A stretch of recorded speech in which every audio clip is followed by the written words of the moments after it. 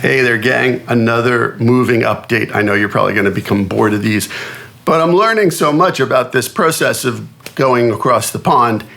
It's insane. It's more insane than I thought. So my significant other wants to store a lot of the stuff that seems ridiculous to take with us over there.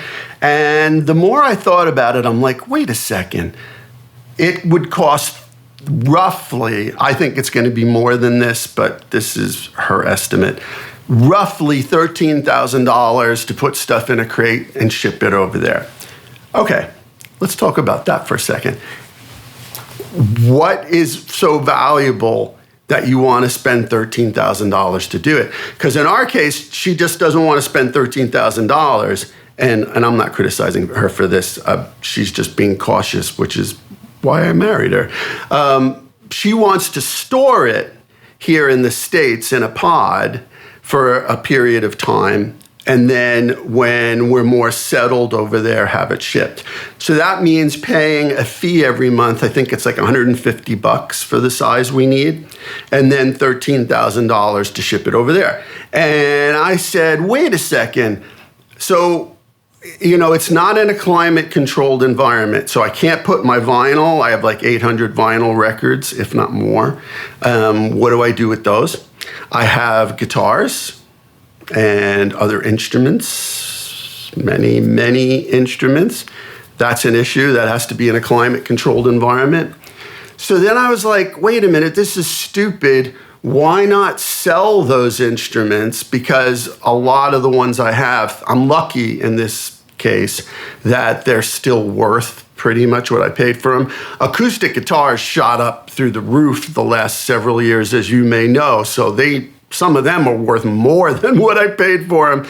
But, electrics, you always lose money on electrics, but I had some made for me, et cetera, et cetera. So I might lose a little there, but not too bad. But I was like, why are we going to store it?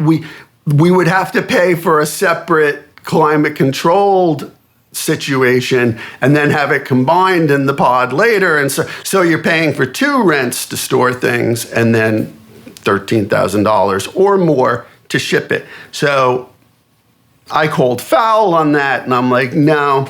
I'm not a sentimental person anymore. Maybe I was when I was younger, but I'm not now.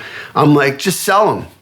Just sell them, because I can always buy them again, especially since most of it's retaining its value. Now, the vinyl I'll lose a ton on, and I'm just going to have someone come in and say, give me a price for all of it. I'm going to keep like 50 of them, and the 50 I keep are going to be really odd for most people. They're all going to be free improvisation, weird stuff, but rare stuff, and then a few rare free jazz things, and my Scott Walker collection. I am not selling my Scott Walker collection. So I think that is going to have to stay at a friend's house who already has thousands and thousands of vinyl records, so he probably won't even notice. And I'm going to leave one guitar here because his daughter plays and writes songs, and I've worked with her a little, so they can keep stewardship of that. So in case I come back to Nashville, which I will be doing to work with Hannah McCartney, because we're going to keep working together. We really had a lot of fun doing this first round, and I think she's going to get a record deal. So I want to have that option open to me. So that's cool. But everything else must go. I'd love to hear your thoughts on this. But the way I'm sitting right now, I think stuff's going to go. I can't see. It's sad. It's going to be sad because I'm looking around and there's a lot of stuff that I wish to keep. I mean, this guitar here that you can see right, whoops, let's go this way. That was my first guitar that I bought with my own money from delivering newspapers when I was 13. And it's signed by Dion and Les Paul. Now, the Les Paul signature faded over time because I didn't protect it well enough. And I think Les signed with a marker that faded over time, so you had to come back. He was smart, that Les. We all know that. But, might have to let that one go, too. I usually use that for, for acoustic slide guitar. But I have like a nylon string Taylor that's fantastic. I have a 12-string Taylor. I have one of my two Laravees. I just can't carry it all. I have some bulletproof SKB cases, those amazing, like they look like, they always ask me if I've got a weapon, those cases.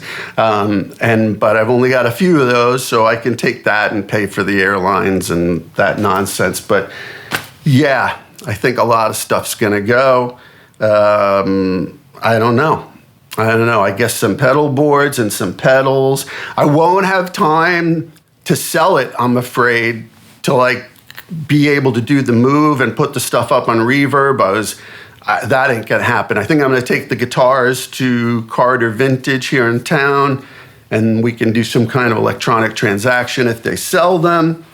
I don't know what I'm gonna do with the pedals and the pedal boards, and oh dear God, looking around, there's just so much stuff. But yeah, it just doesn't seem to make sense to pay to store stuff, to pay for 2 storage bins, and then pay to put it in a pod to send it over there when all of that money is worth more than what we're shipping. I don't know. What do you think? Let me know, because I'm having a little crisis with this. I think I'm good with letting it all go. Just don't know how I'm going to do it. All right. Thanks for listening. Thanks for watching. Catch you later.